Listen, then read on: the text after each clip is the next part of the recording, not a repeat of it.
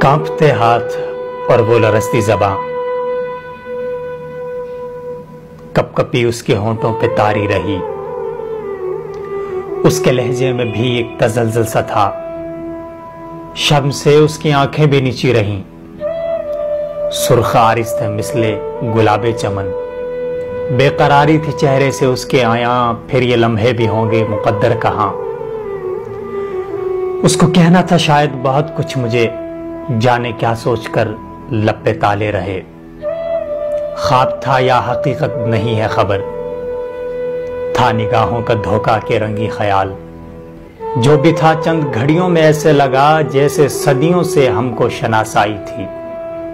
دفتن سارا منظر بدلنے لگا، وصل ڈھلنے لگا، سامنے راستہ ہجر کا آ گیا۔